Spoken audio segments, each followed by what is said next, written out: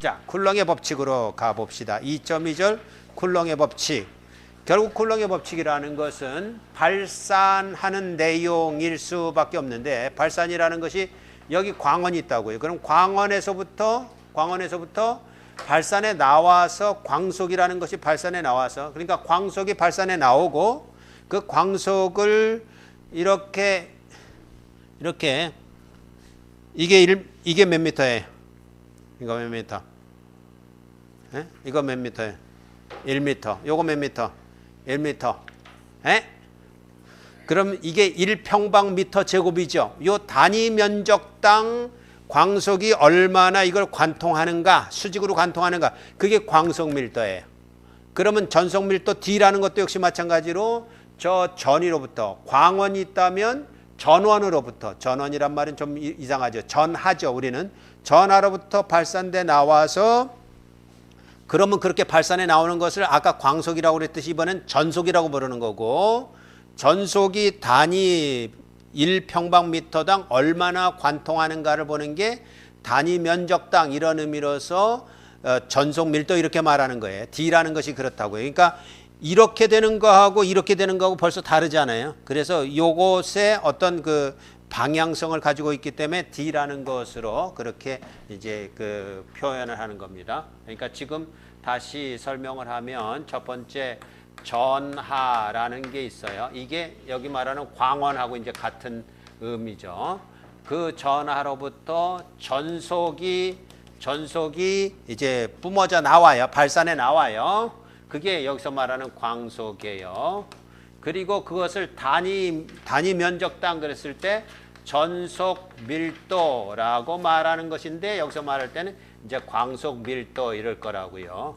그러니까 이것도 스칼라형이고 이것도 스칼라형이지만 이거는 이제 말하자면 벡터예요. 왜냐하면 단위 면적이 어떻게 놓여 있는지에 따라서 다르다 그랬으니까, 이 전하를 가리켜서 우리는 전하 Q라고 보기도 하고, 그게 단위 길이당 있다면 로 L 이렇게 말하기도 하고, 그리고 로 S 이렇게 말하기도 하고, 로 V 이렇게도 말하는데, 이게 쿨렁이라는 단위요, 이거는 쿨렁파 미터라는 단위요, 이거는 쿨렁파 미터 제곱이요, 이거는 쿨렁파 미터 세제곱이란 말이에요. 그러니까 밀도라는 건 항상 그렇잖아요. 단위 길이당 얼마요, 단위 면적당 얼마요, 단위 최적당 얼마요, 이렇게 말하는 거니까 이게 이제 전하의 내용이에요. 그 다음에 전속은 뭐라고 표현하냐 하면 이렇게 표시를 해요. 전속은 이거 읽는 법 알아요? 이거 이렇게 하는데 푸시 그리스어예요. 그리스어로 전속. 그리고 이거는 전속 밀도는 벡터로 표현한다고 그랬죠. 벡터로 표시해서 D 이렇게 표시하는 겁니다.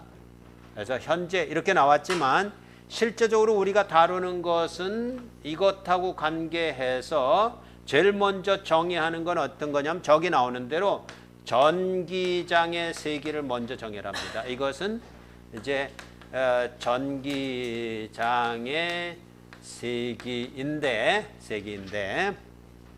자, 전기장의 세기라는 것부터 먼저 이제 정의를 하고 시작을 해봅시다. 전기장의 세기라는 것은 어떤 것이냐 하면, 자, 이제 전하가 여기 있어요. 그러니까 우리 그냥 여기에 전하가 이렇게 있어서 여기서부터 발산해 나온다. 이렇게 발산해 나온다. 발산해 나오는 걸 뭐라고 그랬어요? 전속 이랬고, 단위 면적당 전속 밀도 이런 것을 다루는 거라고 그랬고, 그러면 가령 예를 들어서 이것이 이제 플러스 5쿨렁이라고 해봅시다. 그럼 플러스 5쿨렁에서부터 발산해 나오는 거하고, 이거 대신에 플러스 50쿨렁에서 발산해 나오는 거하고는 어느 게 전속이 더 많이 그 발산해 나오겠어요? 50쿨렁이죠. 당연하죠. 그러면 전속 밀도도 10배가 되겠죠. 전속도 10배만큼 발산해 나올 테고, 전속 밀도도 10배만큼의 밀도를 가질 테고, 뭐 이건 당연한 얘기예요. 그럼 이제 그것이 우리는 여기 푸시라는 것과 D라는 벡터로서 표현이 되는데, 이제 그런 차원이 아니라 이제는 전기장의 세기라는 또 다른 물리량으로 이것을 표현할 거예요. 백목이 백목이 다른 색깔이 있으면 좋겠는데 여기 그것이 없으면 이제 과대편을 혼나는 거예요. 누구야 과대편? 없네. 어? 누구야 과대편? 다음부터는 좀 준비를 해놔. 자, 그러면 이제 뭐 다른 돌이 없네. 빨간 걸로. 자, 빨간 걸로. 그러면 플러스 1쿨롱을 여기 플러스 1쿨롱이에요. 플러스 1쿨롱을 여기다 이렇게 위치를 하면 여기다 이렇게 위치를 이거라고 합시다. 플러스 1쿨롱을 위치했을 때 플러스 5쿨롱이 있을 때 받는 힘하고 플러스 5쿨롱이 아니라 플러스 50쿨롱이 있을 때 받는 힘하고 어느 게 더 셀 거예요? 50쿨롱일 때 받는 힘이 더 세죠. 자, 이제 그거보다 더 근본적인 거. 이게 플러스 50쿨롱일 때 1쿨롱짜리를 갖다 놓으면 인력이 작용해요? 아니면 청력이 작용해요? 청력이 작용하죠. 왜요? 플러스 쿨롱하고 플러스 쿨롱은 반발하니까 청력이 작용. 그거에 가장 기본적인 거. 그러면 그때의 그 힘이라는 것은 결국은 5쿨롱일 때보다는 50쿨롱일 때 더 세잖아요. 그 얘기는 아까 이거 계산한 거랑 똑같은 양상이 된 거죠. 전속 밀도랑 똑같은 계산이 됐죠. 그래서 실제적으로 나중에 가면 알겠지만 이게 자유공간이라고 그러면 입실론 제로의 전기장의 세기 이런 관계식을 가져요. 그러니까 전속 밀도하고 전기장의 세기는 일반적으로 방향이 같은 방향일 뿐만 아니라 크기도 비례한다 이런 얘기예요. 그러면 그렇게 했을 때 이 전기장의 세기는 사실 뭘로 정해되냐면 이렇게 정해되는 겁니다. 결국 힘이라고 그랬잖아요. 그래서 1쿨롱짜리가 받는 힘 이런 얘기니까 힘이 얼마냐를 계산해서 이거 벡터죠. 이거 잘 봐야 돼요. 이거 벡터니까 1쿨롱 받는 힘을 단위 전하당 이렇게 하면 이게 전기장의 세기라는 거예요. 그죠? 1쿨롱이라는 게 이게 5쿨롱짜리를 갖고 가도 돼요. 5쿨롱짜리를 가져가도 5쿨롱과 5쿨롱의 청력하고 5쿨롱과 50쿨롱의 청력을 계산하면 어느 게 더 셀 거예요? 50쿨롱짜리가 더 세죠. 10배나 더 세겠죠. 청력이. 그럴 때 5쿨롱짜리로 계산했으니까 전기장의 세기 계산 못한다. 그런 얘기 아니잖아요. 1쿨롱일 때보다 5쿨롱일 때 청력이 몇 배가 되겠어요? 5배가 되겠죠. 그러니까 5로 나눠주면 되잖아요. 그러니까 이런 개념이라고. 전기장의 세기는 그래서 단위가 뭐냐 그러면 이게 뉴턴 파 쿨롱이에요. 뉴턴 파 쿨롱. NC. NC면 이게 뭔가? 뭐 어디서 많이 들어봤던 것 같은데? NC가? 백화점. 하여튼 NC 백화점. 야구팀도 있는 것 같은데?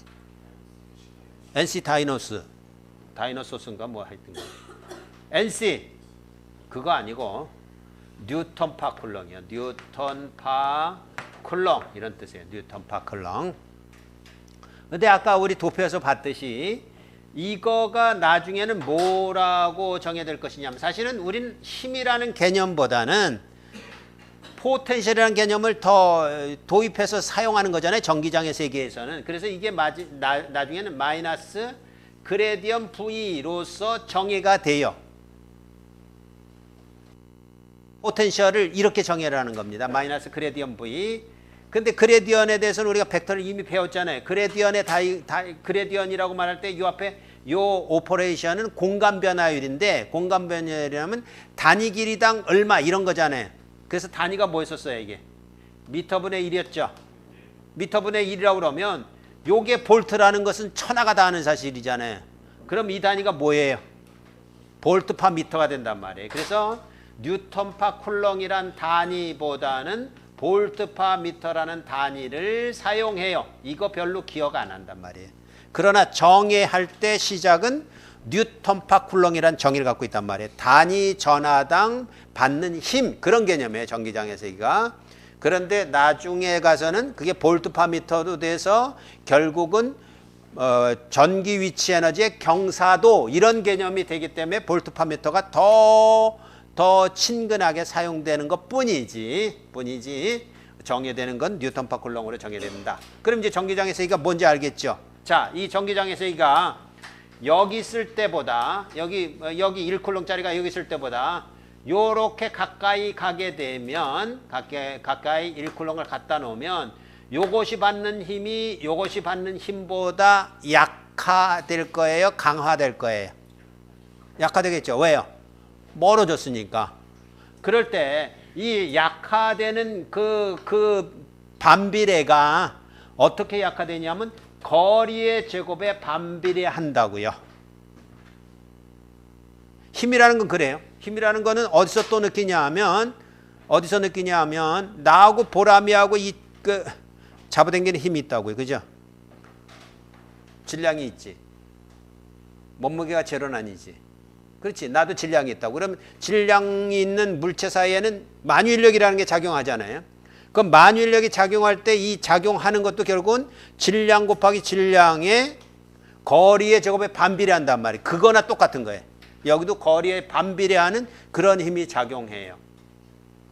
그것이 이제 쿨롱의 법칙이라는 것으로 나왔다고. 여기 적었던 거 다 기억하기 바랍니다. 전하, 전속, 전속밀도, 전기장의 세기. 그러면서 이제 우리는 어디로 갈 것이냐 하면 전기장의 세기로 가는데, 자, 이때 이 전기장의 세기라는 것을 여기다가 이렇게 붙였어요. 이렇게 붙였다는 얘기는 뭘 뜻하냐 하면 1쿨롱처럼 이 어떤 전하라는 것이 한 점에 있기가 좀 곤란해요. 그래서 어떤 분포, 연속적인 분포가 있다고 할지라도 그것을 이렇게 있으면, 이렇게 분포되어 있으면 이걸 우리 잘게 쪼개면 요것을 우리는 뭐라 그러냐면 델타 Q 이렇게 말한다고. 이게 전체가 Q라고 그러면. 근데 델타 Q도 이게 적긴 하지만 좀 크잖아요. 그래서 이거를 더 잘게 쪼개면, 이렇게 잘게 쪼갠 걸 쉽게 말하면 델타 V, 델타 Q가 0으로 가는 것을 가리켜서 우리는 DQ라고 하잖아요. 그런 개념이에요. 그래서 DE라는 것은 DQ라는 전하에 의해서 생성된 전기장의 세기인데, 생성됐다기보다는 이게 뭐예요? 사실은 힘이죠.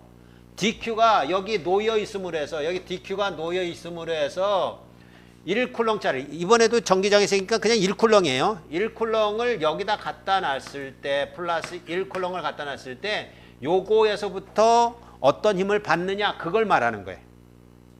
그걸 말하니까 DQ에서 받는 힘은 거리의 제곱에 반비례한다고 그랬죠. 그래서 거리의 제곱에 반비례하고, 그 비례상수가 그 유명한 만유인력의 그 공식에도 나와 있는 거예요. 4파이에 4파이분의 1이에요. 비례상수가. 그래서 4파이분의 1 이렇게 됐을 뿐만 아니라 또 이 자유공간이라는 거, 여기 아직은 우리가 자유공간만 생각하고 있습니다. 자유공간, 빈 공간 그런 뜻입니다.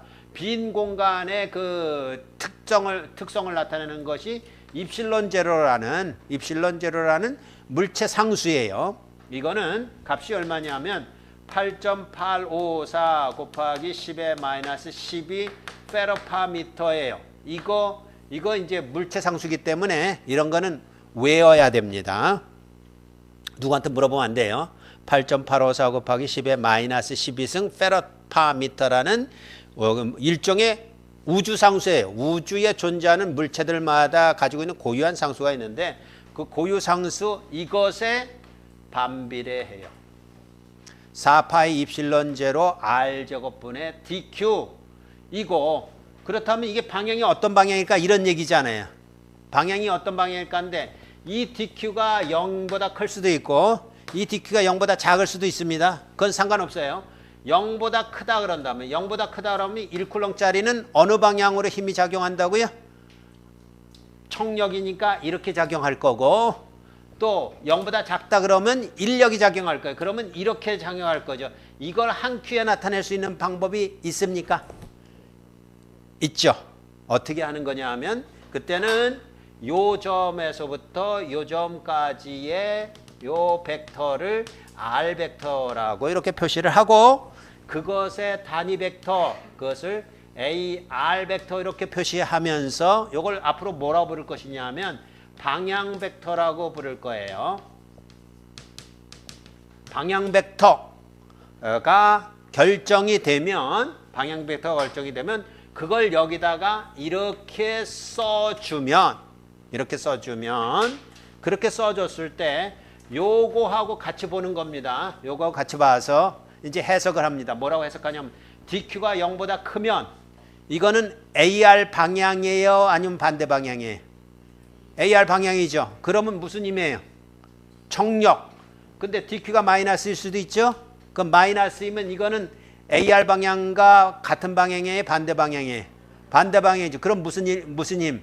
인력. 그러니까 이렇게 씀으로 해서 청력과 인력을 둘 다 표시하는 거예요. 청력만 표시하는 거 아니에요? 청력과 인력을 다 표시하는 거예요. 그렇게 된 것을 누가 발표했다고요? 쿨롱이 발표했어요. 그래서 이걸 가리켜서 쿨롱의 법칙이라고 그러는 겁니다. 쿨롱의 법칙, 내용은 쉬워요. 그러나 여러분들이 이제까지 이런 식을 대했던 그런 태도는 이제부터는 허용이 안 돼. 이제까지는 어떤 태도를 가졌냐면 쿨롱의 법칙 그러면 이걸 그냥 출창 외워놓고 거기다 갖다 뭐 값을 대입하고 뭐 그래서 얼마가 나오고 뭐 이런 걸로 생각했단 말이에요. 그런 내용으로 가면 곤란합니다. 그런 내용이 아니라 이런 설명과 더불어서 이제 이 수식이 의미하는 바는 DQ에 비례하고, 그죠? 거리의 제곱에 반비례하고 반비례 상수는 4파이 입실론 제로이고 또는 비례 상수가 4파이 입실론 제로분의 1이라고 하고, 그리고 요 내용을 여기다 쓰면서 뭐라고 하는 거냐 하면 요거 해석이 이제 제일 중요해요. 어떤 면에서는 요걸 뭐라고 표현하면 좋을 거예요? 이렇게 썼을 때 빨갛게 쓴 요 분필의 요 내용을 뭐라고 하면 될 거예요? 다시 돌아가서 우리 광원 얘기할 때 무슨 말 썼어요? 저기서부터 전속이 어떻게 나온다고요? 아이, 두 자로. 발산. 요게 발산이에요, 발산. 이것만 기억하면 돼. 발산. 예? 이거하고 이제 비슷한 것이 이제 2학기 때 배울 거예요. 2학기 때 배울 때는 이거 똑같은 식이 나옵니다. 똑같은 식이 나오기를 그때는 이제 전류에 의한 거니까 전기장이 아니라 자기장이죠. 자기장인데 전류는 방향이 있어요. 그래서 여기 DQ하고 똑같은 그 소스로서 IDL이라는 걸 써요. IDL에다가 쓰고 여기다가 요걸 안 쓰고 AR이라는 걸 이렇게 크로스 프로덕트를 해요. 그리고 여기에는 역시 거리의 제곱에 반비례하고 여기도 4파이가 있는데 여기는 뮤제로가 여기 입실론 제로에 해당되는 게 여기는 없어요. 그렇지만 이때도 자기장의 세기가 이렇게 되면서 이걸 암페어 법칙이라고 아니다. 이거를 비오사벌 법칙이라고 그래. 비오사벌 법칙인데 내용은 거의 비슷하고 여기는 AR을 그냥 썼는데 여기는 이렇게 썼다고요. 이렇게 썼을 때 이 내용이 요 발산이랑 짝을 이루는데 이렇게 외적은 뭘 설명하는 거라고 그랬죠? 회전. 예, 회전.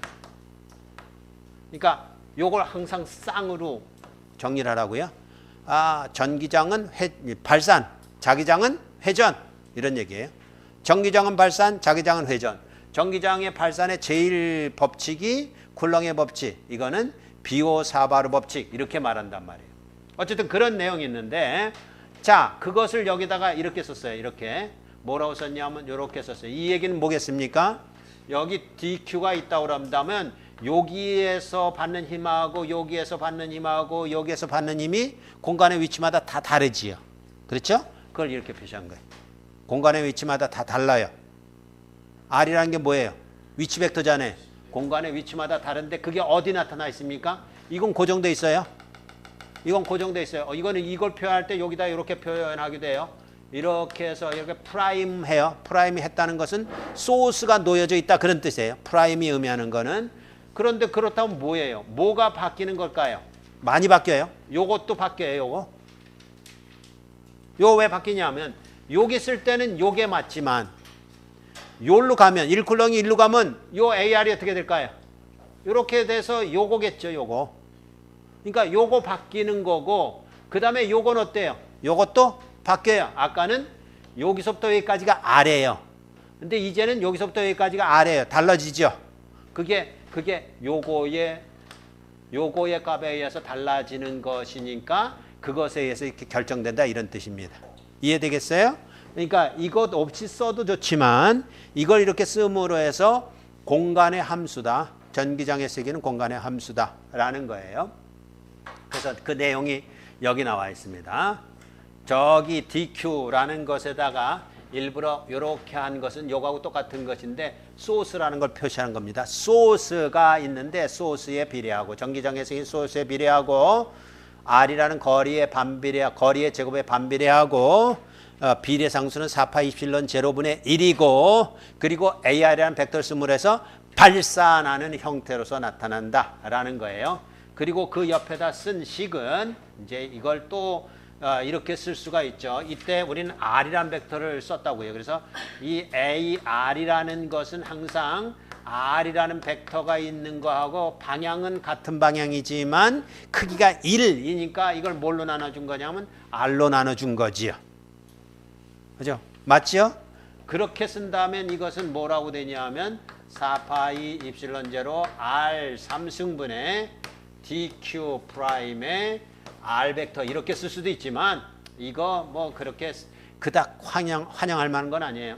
요걸 기억하자. 이게 쿨롱의 법칙이에요. 쿨롱은 아마도 이거 연구하느라고 일생을 다 보냈음직한데 우리는 그저 이제 한 뭐 5분 내지 10분에 설명을 했어요. 설명한 그 내용은 여러분 잊으면 됩니다. 수식으로 외워 이런 거는 이건 고딩이에요. 고등학교 시절이나 했던 거고 이제는 그 의미가 뭐냐? 거리의 제곱에 반비례하는 힘, 소수인 전하에 비례하는 힘, 그리고 비례상수가 얼마 이런 것들이요. 자, 그 다음 슬라이드에 나오는 것은 이런 겁니다. 이 DQ라는 건 뭐냐면 DQ 프라임이라고 썼을 때 이건 한 점에 DQ가 있다 이런 얘기예요. 근데 아까도 얘기했지만 이렇게 있을 수도 있지만 이렇게 도체의 표면에 있을 수도 있고요. 필라멘트처럼 이런 도체 표면에 있을 수 있고 아니면 이것처럼 도체 표면이 이렇게 생겨먹은 것에 이 표면에 있을 수도 있고 아니면 덩어리 속에 체적으로 분포되어 있을 수도 있고 그렇다면 여기는 로엘이라는 왜냐하면 로엘이라고 지난번에도 설명했던 것 같은데 이 표면에 말하자면 전하가 이렇게 분포되어 있다 그러면 서로 반발력이 있기 때문에 균등하게 분포된다고 그랬죠. 예? 균등하게 분포되니까 이게 균일한 값이에요. 균일한 값은 쿨롱파 미터 일 거예요. 그럼 로엘이 있다 그러면 여기다가 DQ가 되려고 그런다면 뭘 곱해야 쿨롱파 미터에다가 뭘 곱해야 쿨롱이 되는 거예요. 이건 쿨롱이라고요. 뭘 곱하면 돼요? 미터를 곱하면 되죠. 근데 미터 대신에 무슨 미터를 곱한다고요? 무지무지 짧은 미터. 그게 뭐예요? D 붙였잖아요. 여기도 D를 붙여야 될 거 아니에요. 뭐라고 붙일 거예요? 여기다 DL 이렇게 붙인다고요. 그래야 지금 미소 전하량 이게 미소 전하량이에요. 그러니까 미소 전하라는 개념 이게 결국은 로L DL일 수도 있고요. 그 다음에 이런 면적이라고 그러면 이거 어떻게 할 거예요? 로 S 쿨롱파 미터 제곱이니까 뭘 곱해주면 돼요? 면적을 곱하는데 DS 이렇게 곱하면 되겠죠? 그리고 로 V가 된다면 쿨롱파 미터 세제곱이기 때문에 dV 이렇게 될 거란 말이에요. 그러니까 이 수식은 얼마든지 그렇게 쓸 수 있다고. DQ 프라임 대신에 로 L DL 프라임, 로 S DS 프라임, 로 V DV 프라임 이렇게 씀직하다 이런 얘기. 그게 다음 슬라이드에 있어요.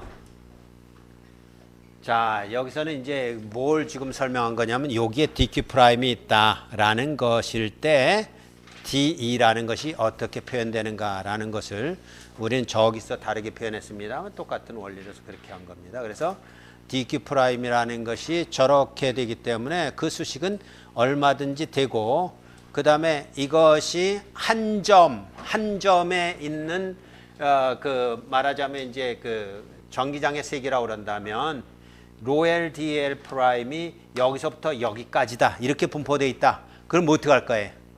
뭐 이렇게 세 등분으로 나눌 수도 있지만 지금 DL로 나눴다는 건 세 등분이 아니라 무한대등분 나눠서 그걸 다 썸이 아니라 인테그레이션 했다는 얘기잖아요. 그래서 결국은 전기장의 색이 어떤 한 점 그런 의미로서 이렇게 쓴 겁니다. 공간에 어느 점이든지 상관없어요. 공간에 어느 점이든지 그것이라는 것은 우리가 위에서 쿨롱의 법칙으로 얘기한 이것을 모든 소스에 대해서 다 해보는 거. 그렇게 된 것이라면 그것이 요거에다 적용한다 그러면 이렇게 되겠죠. 모든 거에서 다 하는데 4파이 입실론 제로 R 제곱분의 로 L DL 프라임의 AR 이렇게 됐고 이거 아주 조심해야 돼. 뭘 조심해야 되냐면 지금 요만한 길이에 대해서 지금 계산한다 이런 얘기입니다. 요만한 길이가 요렇게 되는 거예요. 여기도 계산하고 여기도 계산하고 여기도 계산하고 이렇게 다 계산한다 이런 얘기가 되는 거예요. 그럼 가령에 대해서 이게 X축이라고 그런다면 X가 5에서부터 10이다 그러면 여기 X가 5에서부터 10까지 간다 이런 얘기예요. 예? 그리고 그때 DL은 결국은 DX가 되겠지요. X축으로만 변하니까. 그게 다를 수도 있고 뭐 경로가 다를 수가 있는 거예요. 그러니까 그것에 따라서 적분을 하는데 요게 결국은 요 경로를 간다 그런 얘기고 요거 바뀐다고 그랬어요. 그죠? 가령에 대해서 여기서 구한다 그러면 이때의 R하고 이때의 R하고 이때의 R하고 이때의 R하고 다 달라지잖아요. 그게 달라질 거고 요거는요. 요것도 달라지죠. 벡터가 달라지는 거예요.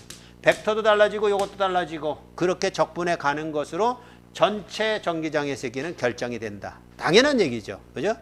그러니까 결국 뭐예요? 하나 전화 하나에 의한 것을 쿨롱이 법칙으로 만들어졌다면 우리는 그것을 잘게 쪼개서 이렇게 연속 분포가 있을지라도 그걸 잘게 쪼개서 각각에 의한 쿨롱의 법칙을 적용해서 벡터 합을 해주면 된다. 이런 개념이니까 어렵지 않죠. 그죠? 그걸 지금 나타낸 거예요. 여기는 DQ, 로L, DL로 표현했고 여기는 로S, DS 프라임으로 갈 수도 있고 로L, DV 프라임으로 갈 수 있는데 이거는 그냥 선적분이고 이거는요 면적적분이니까 이중적분이고 이거는요 삼중적분이 되는 거예요. 표현은 그렇게까지 안 했습니다만은 그렇게 하면 되겠다 이런 얘기. 쿨롱의 법칙을 이제 적용을 해봅시다. 가장 쉬운 예가 무엇이냐 그러면 이제 어쨌든 선적분이죠. 선적분. 도체가 있어요. 도체가 여기 이런 도체가 있어서 이게 도체라고 그렇게 생각합시다. 그럼 도체면 이 표면에 전하가 분포될 거예요. 그죠? 전하가 분포되는데 전하의 특성 때문에 균일하게 분포될 거예요. 그거는 확실하죠? 균일하게 분포되어 있는데 우리가 볼 때는 뭐 이거 뭐 짧아요. 뭐 이거 뭐 몇 변에 3변뿐이 안 돼요. 근데 개미 새끼가 여기가 이렇게 위치하고 있다고 생각해 봅시다. 이게 뭐예요, 이거? 끝도 없는 거죠. 끝도 없는 전하 분포가 있는 거라고요. 그걸 이제 해보겠다 그런 얘기예요. 그래서 결국은 제일 먼저 해보는 것은 무한직선 전하 밀도가 있을 때 그것에 의한 주변에서의 전기장의 세기는 어떻게 계산이 될 것인가 예요. 그러니까 저걸 개미새끼로 확대하자면 저게 물론 이렇게 되는 거죠. 꼭 이런 방향일 필요 없잖아요. 이런 방향일 수도 있고 뭐 어떤 방향일 수도 있다고요. 그런데 이것을 우리는 Z축으로 잡으면 이제 계산하기가 쉽단 말이에요. Z축으로 잡는 것과 더불어서 무한직선이라고 보고 그래서 결국은 어떤 문제가 되냐면 자유공간 내에 Z축상에 AZ 방향을 따라 놓여있는 무한직선 전하밀도 로엘일 때 그 근방에서의 전기장의 세기는 어떻게 될 것인가 이런 얘기. 사실은 쿨롱의 법칙에서 우리가 너무 이걸 문제라고 하면 좀 그래서 이 문제는 조금 안 푸른 셈에 뭐가 안 풀었냐면 여기 Q라는 이걸 가리켜서 우리는 이렇게 되어 있는 것을 가리켜서 우리는 점전하라고 합니다. 점전하. A 포인트 전하. 이게 원점에 놓여져 있다면 이렇게 원점에 X축, Y축, Z축에 있는데 이거 빨간 걸로 표시합시다. 빨간 걸로 이렇게 원점에 놓여져 있다면 이것에 의한 공간의 임의의 점, 그럼 여기서부터 이제 말하자면 R만큼 떨어진데 이게 임의의 점이라고 이런 표현하는 거잖아요. 이 점에서의 전기장의 세기를 구해봐라. 이런 문제 나오면 우린 신나죠. 근데 그런 문제는 뭐 낼 리가 없어요. 그 경우는 그냥 쿨렁의 법칙 그 자체라고요. 왜냐하면 그 경우엔 저거 나눌 필요도 없고 저 전하에 비례하고 거기서 거리에 반비례하는 거니까 4파이 입실론 제로 R제곱. 왜? 원점에 놓여 있으니까. 그죠? 그냥 거리는 R제곱이 되잖아요. 이것에 거기다가 이 단위 벡터가 뭘까요? 방향 벡터가 AR. 어떤 R이요? 소문자예요? 대문자예요? 자신 있게 말하세요. 소문자도 되지요. 왜요? 원래는 대문자, 쿨렁은 대문자라고 그랬는데 지금은 원점에 놓여 있거든요. 점전화가. 그러면 소문자, 그럼 끝이잖아요. 거기다가 이게 결국은 전기장의 세기, 공간에서 임의의 점에서의 전기장의 세기 이렇게 되는 거잖아요.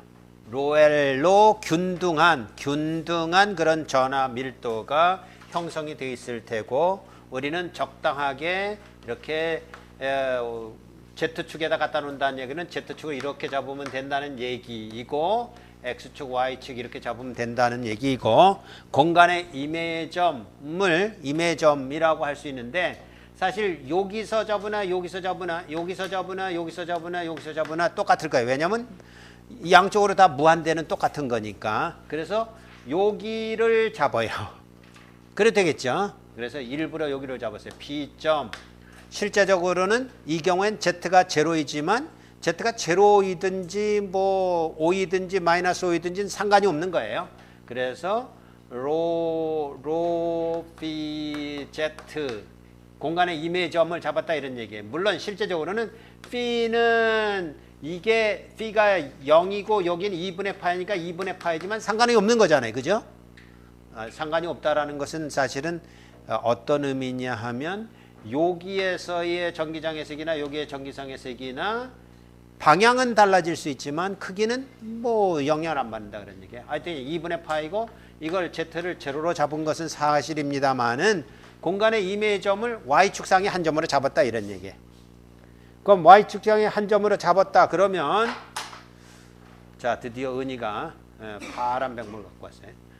그러면 요 점에 요만큼의 전하에 의한 거 그럼 요만큼이 뭐겠어요? 요게 DQ 프라임이겠고 그게 로엘로 표현됐을 때는 로 L, DL 프라임 이렇게 됐을 테고 그리고 그것을 우리가 작전을 잘 짜서 Z축에다 저렇게 갖다 놓는 순간 이거는 로 L, DZ 프라임이 되겠지요. 그래서 작전 잘 짠 거예요. 네? 원주좌표계로 하겠다. 그리고 Z축을 저렇게 갖다 놨으니까 DL은 DZ가 된다라는 것으로 그렇게 정리가 됐어요. 잘했죠? 잘했을 때는 어떻게 하는 거예요? 박수 한번 치는 거예요. 네, 잘했습니다. 네. 오케이. 그러면 요것에 의한 요 점에서의 전기장의 세기를 우리가 계산해야 될 거 아닙니까? 그러면 어떻게 계산하는 거예요? 그 점에서부터 이렇게 이거를 R이라고 했고 R 벡터라고 했고 방향 벡터를 이렇게 AR 벡터라고 했고 그랬죠? 그리고 요 점에서의 전기장의 세기는 이렇게 표시가 될 텐데 이렇게 표시가 되는 이 전기장의 세기가 어떻게 된 것이냐 하면 결국은 로 L DZ 프라임에 의한 이게 소스예요. 소스이고 거기에 거리의 제곱에 반비례하는 거는 똑같고요. 결과는 나중에 거리에 반비례하는 걸로 갑니다만은 쿨렁의 법칙에서 가르쳐준 건 이것뿐이 없으니까 거리의 제곱에 반비례하고 4파이 입실론 제로에 반비례하고 그리고 AR 이랬잖아요. 그럼 이제 뭐가 해결된 거냐, 뭐가 해결되고 뭐가 해결 안 됐냐 하면 이게 뭔가 이걸 찾아야 될 것이고 이게 뭔가 찾아야 될 거예요. 이제 찾아봅시다. 첫 번째 뭘부터 찾냐면 R 벡터부터 찾는 겁니다. R 벡터. R 벡터는 어디서부터 어디까지요? 요 점에서부터 요 점까지의 벡터. 요 벡터예요. 어떻게 될까요, 그거? 자, 그랬을 때 요 소스의 소스까지의 벡터를 우리 이렇게 표시하면 좋겠습니다. 요거 원점에서부터 요 P점까지의 요 벡터를 우리가 뭐라고 표시하는 거냐면 요렇게 표시하는 거예요. 위치 벡터. 공간의 이미점 그런 뜻이에요. 공간의 이미점. 이게 이제 우리가 작전을 잘 세워갖고 Y축상에 있지만 공간의 이미점이라는 개념이에요. 공간의 이미점 R 벡터 예요. 지금 이와 같이 잡았을 때 이 R 벡터는 뭐에 의해서만 결정됩니까? 길이가 얼마에? 로, phi, z 중에 어떤 값만 사용돼요? 원래 로하고 z만 사용되는데 z를 얼마 잡았어요? 0을 잡았어요. 그러면 뭐만 사용되는 거예요? 로만 사용되는 거예요. 이게 로, A, 로예요. 됐죠? 그 다음에 여기 소스가 있는 점을 우리는 뭐라고 잡는 것이냐 하면 소스 그 점을 뭐라고 잡아야 되나? Q라고 잡으십니다. Q점 이럽시다. 그럼 Q점은 이렇게 쓰면 좋겠죠. 프라임, 소스라고 해서 프라임으로 썼잖아요. 그러면 그게 원주좌표계로 하게 되면 원주좌표계로 하기가 조금 거시기 하긴 해요. 근데 뭐 써봅시다. 그러면 Q에 로 얼마에? 로 프라임, B 프라임, Z 프라임 이렇게 썼을 때 로 프라임은 얼마예요? 0이죠. 접촉성이 있으니까 0이잖아요. B 프라임은요? 얼마인지 몰라요. 왜냐면 거기에 뭐 얼만큼 돌았는지 모르니까. 그렇지만 Z 프라임 값은 정확하죠? 여기서 사실은 Z 프라임 값만 필요해요. 그러면 실제적으로 여기에서부터 여기까지 이르는 요 벡터를 우리는 R 프라임 벡터 이렇게 쓸 텐데 R 프라임 벡터도 역시 마찬가지로 원주좌표계니까 어느 것만 사용된다고요? 이거하고 이거 사용되는 거잖아요. 근데 로 프라임이 얼마라고요? 이번엔 그게 0이에요. 그러면 이게 뭐만 사용되는 거예요? Z 프라임의 AZ 이것만 사용되는 거죠. 됐어요? 자, 그래서 여기다 그냥 씁시다. R 벡터라는 것은 로 A로, 네? 그죠? 두 번째, R 프라임 벡터라는 것은 Z 프라임 AZ. 여기는 프라임 쓰면 안 돼요. 이거는 고유한 단위 벡터예요. 요건 소스라는 표시로서 이렇게 프라임을 쓴 거고요. 됐어요? 1번하고 2번 아무 문제 없겠습니까? 네? 그죠? 원주좌표계에서는 로하고 z값만 이용해서 위치 벡터가 표현이 되는데 한 놈은 z가 0이고 한 놈은 로가 0이에요. 그래서 이렇게 표현된다. 그러면 R 벡터라는 것은 결국 뭐냐 하면 여기서부터 여기까지 가는 벡터의 이 벡터라고 이 벡터하고 이렇게 간 벡터하고가 같은 벡터지요. 네? 그리고 실제적으로는 이게 뭐냐면 시작점에서부터 끝점까지의 벡터는 끝점까지의 벡터에서 시작점의 벡터를 뺀 거예요. 그러니까 우리 이런 거 연습 많이 했어요. 어떻게 연습했냐면 A에서부터 B까지 벡터는 A5로 갔다가 OB로 가는 벡터일 수도 있고 그렇죠. 지금 같은 경우는 적당하죠. 원점으로 갔다가 이렇게 A5 벡터. 근데 저게 뭐예요? Q점에서부터 작은 P점으로 간 거잖아요. 그러면 Q에서부터 O까지 갔다가 O에서부터 P까지 가는 벡터잖아요. 그럼 이게 뭐예요? Q5 벡터가 뭐예요? 저기서 표현한 거예요.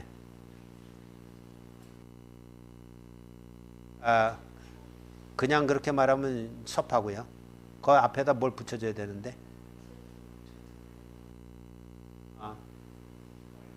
그렇죠. 마이너스 R 프라임 벡터. 왜요? OQ가 지금 뭐였어요? OQ가.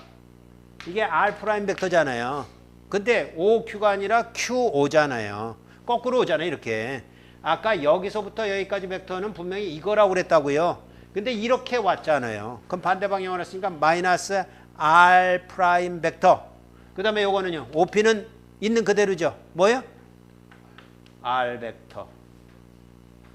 그래서 그걸 뭐라고 말하는 거냐면 끝점을 가리키는 벡터, 원점에서부터 끝점을 가리키는 벡터에서 시작점을 가리키는 벡터를 뺀 거다 이렇게 말하는 거예요. 그래서 R 벡터 마이너스 R 프라임 벡터 이렇게 된단 말이에요. 됐어요? 그럼 이게 뭐예요? 여기 구해놨으니까 로 A 로 마이너스 Z 프라임 AZ 이렇게 됐는데 여기는 왜 프라임 있고 여기는 왜 로가 있어요? 요거는 전기장의 세기를 구하고자 하는 필드 포인트고 요거는 소스 포인트예요. 그래서 이제부터는 요거를 뭐라고 부를 것이냐면 요거를 필드 포인트라고 부를 겁니다. 필드 포인트라는 것은 무슨 말이냐면 필드 값을 구하고자 하는 위치를 가리키는 점이다. 그런 얘기예요. 필드 포인트. 그 다음에 Q라는 것은 요거는 소스 포인트라고 부를 거예요. 왜요? 소스가 놓여져 있는 점이다 라는 뜻으로 필드 포인트, 소스 포인트. 이런 건 약속에 의한 거니까 어디 가서 다른 사람한테 들려줄 필요는 없고 그럼에도 불구하고 여러분은 말을 하면 정확히 알아먹을 필요 있죠. 필드 포인트, 소스 포인트. 자, 그럼 그렇게 구했어요. 그렇게 구했는데 한 점에서만 구하기가 조금 그렇죠. 한 점에서만 구하기가 그래. 그래서 요 점하고 대칭인 점에 또 다른 소스가 있다고 이렇게 자른 거예요. 잘랐어요. 자르면 이것에 의한 전기장의 세기는 아까 거는 이렇게 됐는데 이것에 의한 전기장이 이렇게 되면서 요거하고 요거 벡터 합하면 요것만 남죠. 그걸 이제 노리는 거예요. 그렇게 노리면 결국 무슨 성분만 남게 된다고요? A로 성분만 남게 돼요. 그렇게 가는 거예요. 그러니까 요거 구할 때는 항상 요거 이렇게 하는 거예요. 요거 구했을 때는 여기 구했을 때는 여기 여기 난 여기 이렇게 되는 거란 말이에요. 대칭으로 지금 이제 구해가 보자고요. 어쨌든 그렇게 구하는 과정이 그 다음 슬라이드에 나와 있습니다. 이제 슬라이드를 보면서 설명을 하죠. 한 점만 저기 한 점만 봤어요. 그게 DQ 프라임 로 L DZ 프라임이고 그때 R 프라임 벡터가 Z 프라임 AZ고 여기 필드 포인트는 로 A로고 그리고 AR이 벡터가 방향 벡터가 보이고 이 벡터가 있는데 이 벡터라는 건 이렇게 간 거니까 해서 이제 갈 거예요. 그래서 D를 구하는데 나중에 요걸 사용할 겁니다. 요 그 방위각을 사용할 거기 때문에 세타 프라임을 미리 해놨어요. 그러니까 세타 프라임하고 Z 프라임하고는 1대1로 대응입니다. Z 프라임이 0일 땐 세타 프라임이 얼마예요? 미리 확인합시다. 그죠? Z 프라임이 무한대일 때 세타 프라임은 얼마예요? 에이, 그러지 말. 무슨 각도에 무한대가 어딨어, 이 나쁜 놈들아. 2분의 파이죠, 2분의 파이. 에? 2분의 파이. 자, 이 밑으로 내려갑시다. 그럼 Z 프라임이 요 위치가 아닌 여기 대칭적인 요 점에 있을 때 그때의 방위각은 얼마? 마이너스 세타 프라임 이렇게 되겠죠. 그래서 그거는 어디까지 갈까요? 저 무한대로 가면 마이너스 무한대로 가면 마이너스 2분의 파이. 그러니까 이렇게 된 거예요. Z 프라임은 마이너스 무한대 미터에서부터 무한대 미터지만 세타 프라임을 가면 마이너스 2분의 파이에서부터 2분의 파이로 간다 이런 얘기예요. 알겠죠? 그러니까 그렇게 갈 거예요. 자, 해서 지금 이제 어떤 것들 구하고 있냐면 R 벡터를 구했더니 저렇게 나온 게 이제 확인됐죠. 우리는 하나하나 다 구했어요. 저렇게 됐고 그러면 R 크기는 길이는 요게 나올 테고 방향 벡터는 어떻게 되겠어요? 그 벡터를 이 벡터를 크기로 나눠주면 그게 방향 벡터예요. 그죠? 그 방향 벡터. 그러면 결국은 DQ라는 것을 여기다 갖다 대입하면 되겠죠. 그게 뭐냐? 그러면 DQ 프라임이 로 L DZ 프라임이었고 그 다음에 AR이라는 게 요거 나누기 요거였잖아요. 그죠? R분의 요거였잖아요. 그래서 요게 3승이 된 게 그 이유예요. 2승 있었는데 3승으로 가면서 여기에 크기가 하나 있는 겁니다. 그죠? 그렇게 돼서 여기다 갖다 R 제곱도 갖다 집어넣고 요걸 결국은 마이너스 문제에서부터 무한대까지 적분하면 되는데 결국 어떻게 할 거라고요? 뭘로 바꿀 거라고요? Z 프라임 대신에 세타 프라임 바꾸면서 요 마이너스 무한대에서부터 무한대까지가 아니라 마이너스 2분의 파이에서부터 2분의 파이까지 간다. 이렇게 되는 거예요. 자, 계속해서 가봅니다. 결국은 그렇게 가는 것인데 이게 결과적으로는 우린 이렇게 될 것이라는 거 분명히 이해해. 왜 이해하냐면 이미 설명을 했습니다. 요 점에 있는 여기 있는 소스와 여기 있는 소스가 대칭적인 점을 합하면 자기 전기장에서 이게 이거 대 이거니까 이걸 합하면 이렇게 될 것이다. 이게 요 로 방향으로만 남을 것이다. 그러니까 결과적으로는 이렇게 될 것이다. 그렇죠? 그리고 결과적으로는 로의 함수가 될 것이다. 로의 함수가 된다는 건 뭐냐면 이 크기라는 것이 결국 이거잖아요. 지금 이 로 A로라는 성분만 남을 것이다 라고 했으니까 2로 성분만 있을 거예요. 2로 성분만. 그러니까 이 얘기는 뭐냐면 EZ 성분도 제로고 EP 성분도 제로다. 이걸 뜻하는 거예요. 근데 2로 성분이지만 이것도 결국 로 phi z의 함수이겠지요. 그래서 한번 생각해 보자고요. 로 분명히 로에는 영향을 받아요. 근데 phi는 어때요? 이거는 스칼라입니다. 벡터는 여기서 설명을 하고 있어요. 그럼 스칼라로 한다면 phi일 때 여기는 phi가 0일 때고 여기는 phi가 2분의 파일 때 똑같은 거리 로만큼 떨어진 거리라고 한다면 그 스칼라 전기장의 세기의 크기가 다를 이유가 있을까요? 없죠. 그럼 로 phi의 함수 아니에요. Z 함수 있을까요? 없죠. 왜냐하면 무한대 대 무한대니까. 그러니까 이것도 함수도 아니다. 그래서 결국은 뭘로 되냐 하면 로의 성분만 있고 그것도 로의 함수로서만 존재할 것이다를 이렇게 설명한 거예요. 이해되겠죠? 네. 결과적으로는 그래요. 그렇게 나올 것인데 그렇게 될 것이다. 그래서 요거 이제 적분하면 되는 것인데 막막하죠. 저 적분 나보고 하라고 그러면 그럼 어떻게 할 거예요? 네? 배째라죠.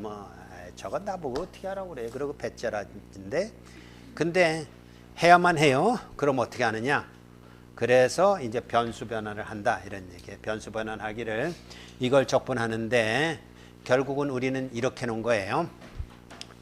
이렇게 놓은 거라고 그랬어요. 이거 Z 프라임 결국은 그림으로 그리자면 이렇게 된 겁니다. 그림으로 그리자면 어떤 구조가 있냐 하면 여기에 소스가 있었고 여기에 필드 포인트라면 이렇게 된 것을 Z 프라임 이렇게 얘기를 했고요. 이게 로예요. 그죠? 로라고 해서 이 Z 프라임이 결국은 마이너스 무한대서부터 무한대까지의 값이 변하는 것인데 그거 대신에 요걸로 한다고 그랬어요. 세타 프라임. 세타 프라임은 결국 마이너스 2분의 파이에서부터 2분의 파이로 갈 것인데 그거보다 중요한 것은 이 관계 속에서 이게 세타 프라임이라고 한다면 이게 Z 프라임이라고 한다면 이 관계를 뭐라고 세팅을 하면 좋을까요? 그때 너무 짱구 굴리지 마세요. 그냥 여러분이 알고 있는 삼각함수를 이용하면 돼요. 뭐예요? Z하고 관계는 이게 로라면 이렇게 한 것이 탄젠트죠. 그럼 결국 무슨 얘기냐면 탄젠트 세타 프라임은 뭐예요?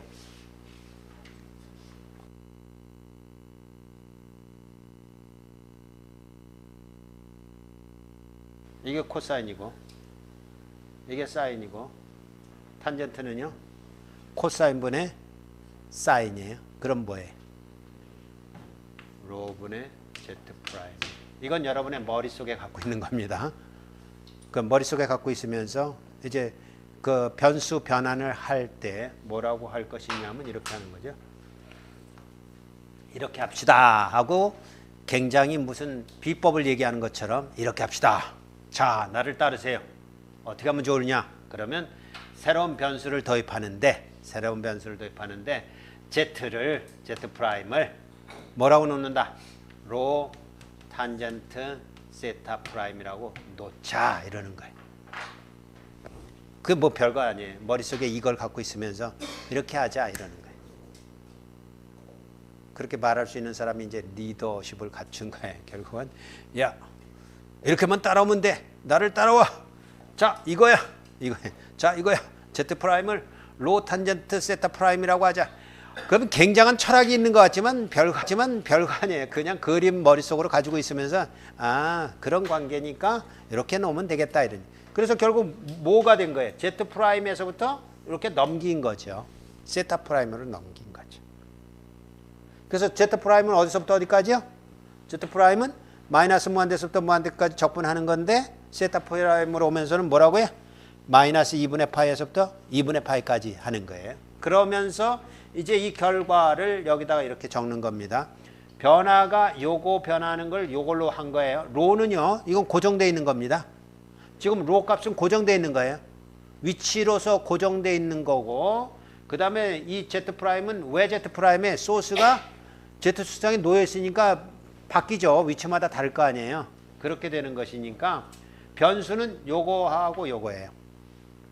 그러면 이게 우리 적분에서 뭐가 필요한 겁니까? 이게 필요하잖아요. DZ 프라임이 필요하잖아요.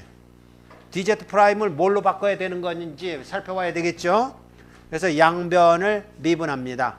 그러면 DZ 프라임은 로는 안 바뀐다. 상수라고 그랬으니까 탄젠트 세타 프라임을 미분하면 뭐예요? 세크 제곱 세타 프라임 있죠? 거기다가 이쪽은 뭘로 미분한 거예요? 세타 프라임으로 미분했죠. 이렇게 된 거예요. 그러니까 결국 DZ 대신에 요걸 써오면 된다 이런 얘기. 자, 그럴 뿐만 아니라 이제 뭐가 필요한 겁니까? 이제 저기서 한번 살펴보자고요. 로 괜찮아요. 로 L 그대로 사용하면 DZ 프라임 바꿔줬고요. 저게 필요하죠. 로 제곱 플러스 Z 프라임 제곱의 2분의 3승. 이게 웬 말인가? 그래서 로 제곱 플러스 Z 프라임 제곱인데 결국 이게 뭐예요? 로 제곱 플러스 Z 프라임이 이걸로 났기 때문에 로 제곱의 탄젠트 제곱 세타 프라임이에요. 그럼 로 제곱의 1 플러스 탄젠트 제곱 세타 프라임에 이게 뭐예요?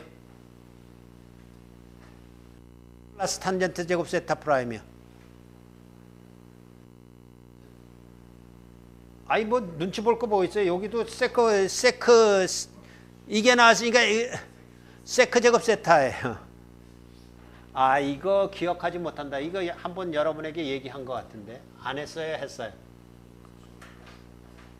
다하니 했어 안 했어? 근데 기억을 해 못해?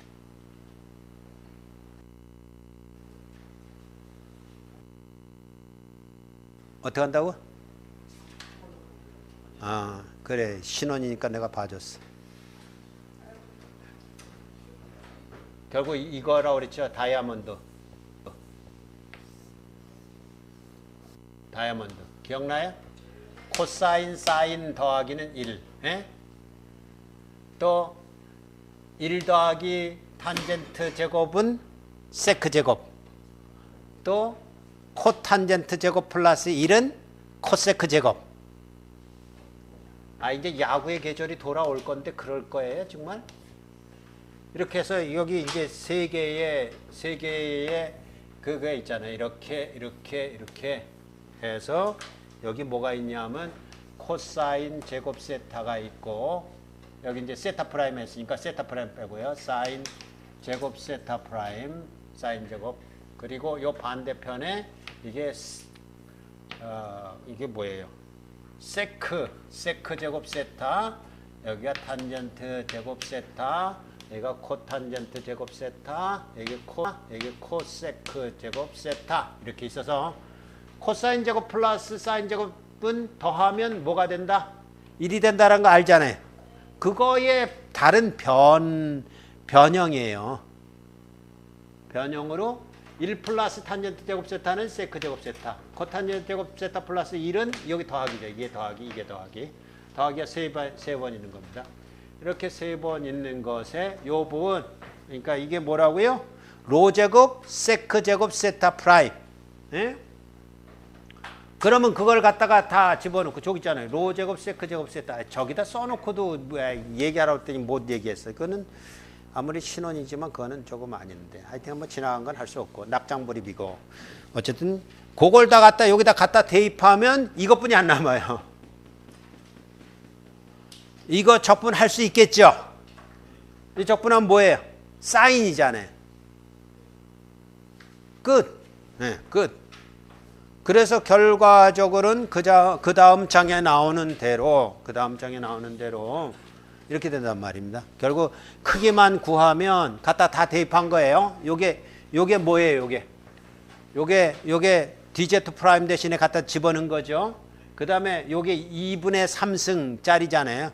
로의 세크 제곱 세타의 2분의 3승이니까 요게 나왔어요. 그러면 나온 게 이게 세타 프라임에 대해서 적분하는 거니까 이건 상수잖아요. 다 나갔어요. 나머진 요거니까 적분하게 되면 사인 세타 프라임이 될 테고 아까 마이너스 2분의 파에서부터 2분의 파이라고 확인했죠. 그러면 요것도 1, 요거 넣으면 마이너스 1이니까 2배가 되는 거예요. 그래서 아까 4파 입실론 제로가 갑자기 2파이가 되는 거죠. 결과만 얘기했었죠. 비례상수가 2배가 된다. 에? 2파 입실론 제로. 그리고 확인됐죠. 뭐라고요? 거리의 제곱에 반비례했던 것이 모이니까 거리의 반비례. 그리고 로 L이 됐다. 그래서 결과적으로 이렇게 된다. 2파 입실론 제로 로분의 로 L A로가 된다. 예요. 결국 여러분이 숙지해야 되는 것은 사실 어떤 내용이냐 하면 우리가 벡터 수학을 통해서 확인했던 것처럼 이거 여러분이 명확하게 이해를 해야 됩니다.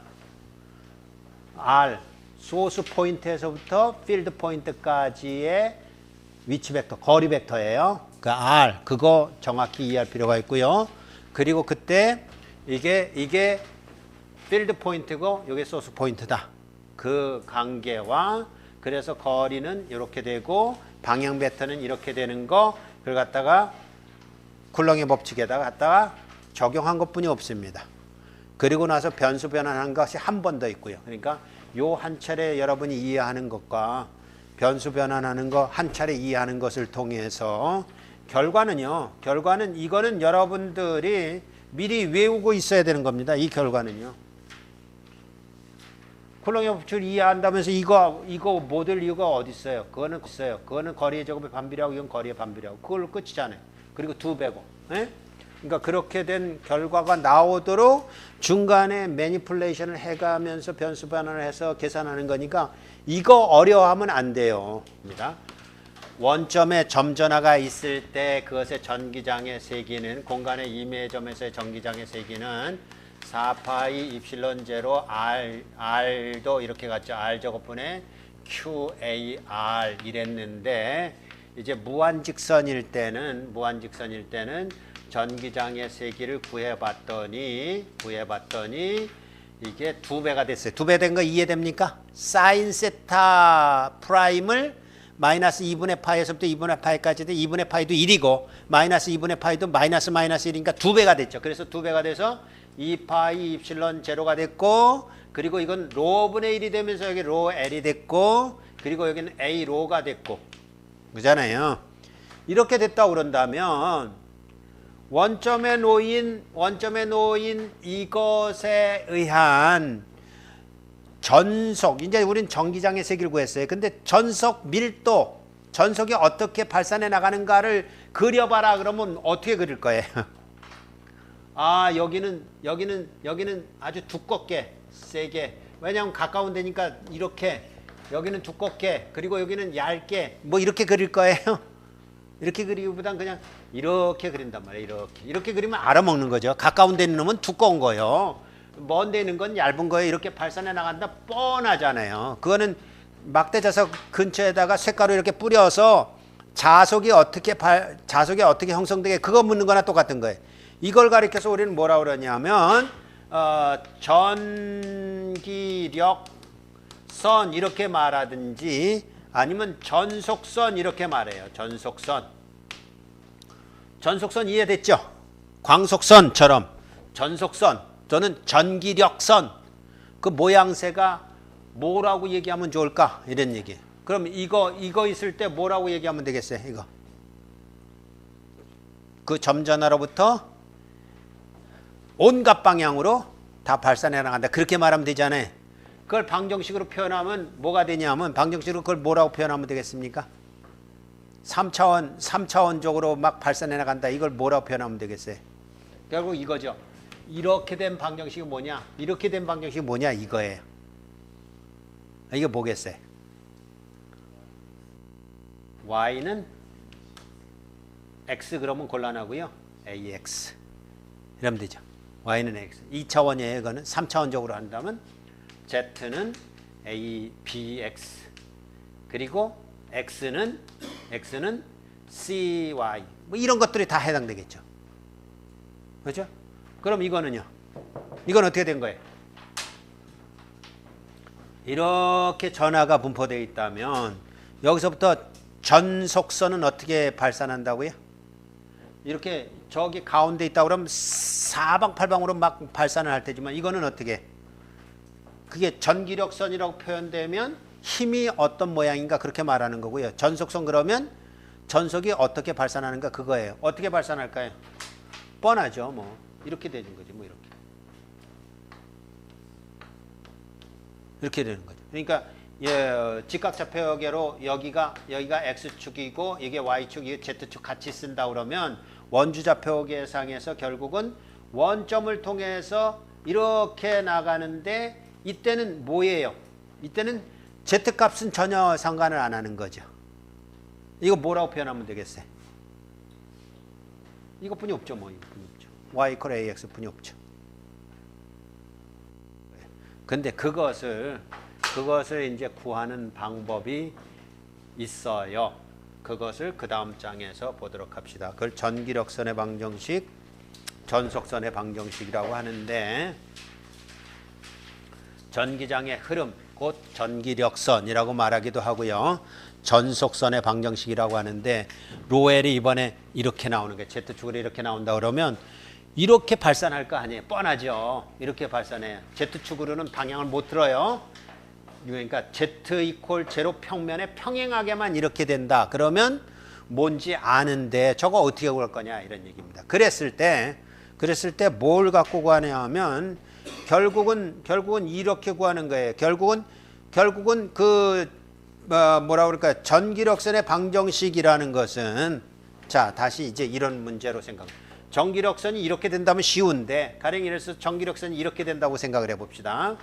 전기력선이 가령 이렇게 y축이 있고 x축이 있다 그러면 이 전기력선의 방정식이 뭐 어떤 모양이라는 거 대충 감은 잡히죠. 포물선이에요. 그러니까 y equal x제곱 이런 모양일 거예요. 아니면 여기에 계수가 있어서 y equal ax 이럴 거예요. 그러면 이런 것들이 어떤 모양에서부터 주어지냐 하면 결국은 미분 방정식으로부터 구하는 거예요. 미분 방정식이란 건 별거 다 아니고 여기서의 기울기는 제로다. 여기서의 기울기는 얼마다. 이거 가지고 하는 건데 여기서부터 이렇게 된 요 기울기를 우리는 뭐라고 그러는 것이냐면 dy over dx라 그러는 거예요. 그럼 dy over dx라는 이 기울기, 그러니까 그거 이전에 dy over dx 우리가 미분을 배웠기 때문에 이거는 실제적으로 뭐였었냐면 사실 이거죠. 델타 y over 델타 x를 0으로 가게 한 리밋을 취한 거잖아요. 그러니까 그것에서 이게 다 기울기라고 해요. 기울기니까 이 기울기가 얼마게라고 묻는 거나 똑같은 거예요. 그래서 기울기다 그러면 별것 없어요. 별것 없이 우리는 이것을 직각좌표로 바꿔요. 이걸 직각좌표로 바꾸면 결국 요 내용은 뭐가 되냐면 이렇게 됩니다. EX-AX라는 것과 EY-AY라는 것의 두 성분을 갖게 돼요. 왜냐하면 로 성분이라는 것은 X 성분도 있고 Y 성분도 있잖아요. 그죠? 두 성분이 있을 때 이 그 2차원 평면에서 X, Y에 이렇게 있을 때 요 기울기라는 것이 결국은 요 기울기라는 것이 dy over dx인데 그것은 어떤 값을 갖게 되냐면 고점에서의 ey over ex의 형태를 갖게 돼요. 그냥 좀 뛰어넘은 감은 있습니다만 그냥 기본적인 개념이 그거예요. 결국은 x 성분분의 y 성분은 dx분의 dy다 그런 얘기예요. 다른 거 없어요. 그냥 가령 예를 들어 쉽게 얘기해서 요 점에서 y 성분이 제로다. 그럼 무슨 성분만 있어요? x 성분만 있죠. 그러면 기울기가 얼마예요? 기울기가 0이죠. 그러니까 그 아까 얘기했던 요렇게 된 것이라면 여기서는 분명히 기울기가 0인데 거기서는 y 성분이 없다 그런 얘기인 거잖아요. 그게 여기 성분에 다 있다니까. 그래서 요걸 이용하는 방법을 가리켜서 우리는 뭐라 그러냐면 전기력선을 구할 때 전기력선의 미분 방정식 이렇게 말하는 거예요. 그러니까 자 이걸 이렇게 정리합시다. 이 정도로 설명했으면 알아먹든지 아니면 말든지. 그래서 첫 번째 전기력선을 구하는데 전기력선의 미분 방정식이라는 것은 결국은 지금은 2차원적으로 설명했습니다. 2차원적으로 설명하면 결국 여기다 다시 써요. dx over dy는 2y over 2x다. 이렇게 설명을 했습니다. 그럼 이제 이걸 3차원적으로 설명할 거예요. 뭐라고 설명할 거냐면 요거나 이거나 똑같은 거죠. dy over 2y는 dx over 2x나 똑같은 거죠. 그죠? 그럼 이렇게 씁니다. 자, dx over 2x는 dy over 2y 이렇게 가면 되겠죠. 요거나 같은 식이고 요거나 같은 식이죠. 여기다 이제 하나 더 쓰려고 그러는 거예요. 뭐 하나 더 쓰면 될까요? dz over 2z 이렇게 쓰면 될 거 아니에요. 그것을 우리는 전기력선의 미분방정식이라고 그래요. 그러니까 전기력선의 미분방정식은 딱 정해져 있어요. 성분만 구해내라. 그러면 요게 전기력선의 미분방정식이에요. 그걸 적분하면 결국 전기력선을 구할 수 있다. 이런 얘기. 마찬가지입니다. 2학기 때 이제 정자기학을 배우면서 자기력선 배울 거예요. 자기력선의 미분방식 그거예요. 뭐만 바꿔요? 이 대신에 H로만 바꿀 거예요. 그럼 결국 뭐예요? 야, 너 구면좌표계 너 원주좌표계 뭐가 필요하다고요? 직각좌표가 필요하다고요. 왜요? 이 성분들을 알아야 되니까. 그래서 벡터를 여러분이 벡터 수학을 배워서 구면좌표계에서 직각좌표계로 원주좌표계에서 직각좌표계로 바꾸는 게 필요하단 말이에요. 요거는 쉬워요. 요거는 얼마만큼 쉬우냐면요. 뭐 얘기를 해주면 아마 여러분 그런 방법이 있구나 하고 놀랄 텐데. 자, 한번 봅시다. 요거 어떻게 바꾸면 좋으냐면 이렇게 바꾸면 돼요. 4파이 입실론 제로 R 3승분의 Q RAR 이렇게 바꿨어요. 바꿀 수 있겠죠? 그러면 요게 얼마입니까? 요거 직각좌표계로 이게 얼마예요? RAR. 다시 복습하자면 구면좌표계의 P점이 R 세타 B로 표현되는데 이것을 위치 벡터로 표현하게 되면 그 위치 벡터는 뭐만 사용한다고요? R만. 그래서 RAR이에요. 근데 이걸 원주좌표계로 표현하면 로 B Z죠. 이때는 이것을 위치 벡터, 이거하고 같은 위치 벡터예요. 그때 위치 벡터는 원주좌표에서 하면 뭐만 사용한다고요? 로하고 Z예요. 로 A로 플러스 ZAZ예요. 그러니까 이거하고 이건 이퀄이에요. 그것이 구면좌표계 원좌표계 거쳐서 직각좌표계로 가면 위치가 3개를 쓰는 거죠. 그러니까 여기는 위치가 하나만 쓰는 거예요. 이거는 방위각이에요. 이 위치가 2개만 쓰는 거예요. 이건 방위각이에요. 방위각의 정보는 어디 들어가냐면 여기 들어가 있어요. 걱정할 거 없어요. 여기 시타와 피의 방위각의 정보는 여기 다 들어가 있기 때문에 걱정할 거 없는 거예요. 그 다음에 요걸로 갔으면 이게 다 위치의 정보를 갖고 있기 때문에 똑같은 R 벡터는 XAX 플러스 YAY 플러스 ZAZ라고 누누이 얘기했어요. 그죠? 이거 시험도 몇 번 봤고. 이게 다 이퀄이라고, 이퀄.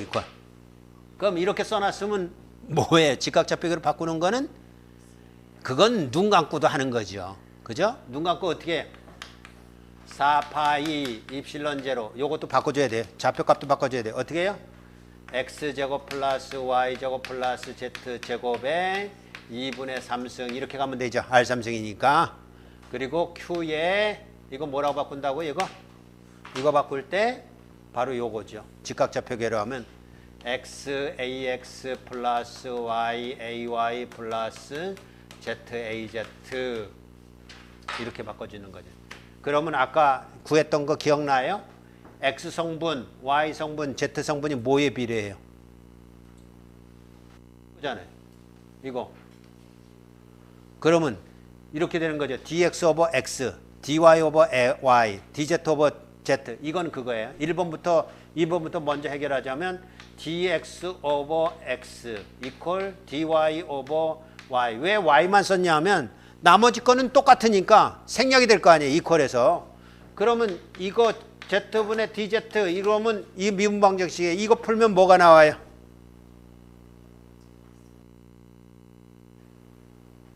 여기서 또 막힌다.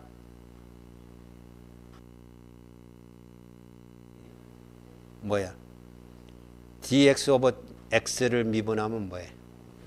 그러니까 x 오버 dx를 적분하면 응? 에이. 예, 아무리 방학이 길었다 하기로서니 이게 ln이잖아요. 그럼 결국 뭐예요? lnx는 lny 플러스 a lnz 플러스 b 이렇게 될 거 아니에요. 그럼 결국 뭐예요? 요거하고 요거하고 하면 x는 ay 요거는요? x는 az. 아까 구했던 거나 똑같은 식이 나오잖아요. 그래서 4방 8방으로 흩어지는 모습이 보여요? 그거하고 똑같이 이것도 할 수 있다고요.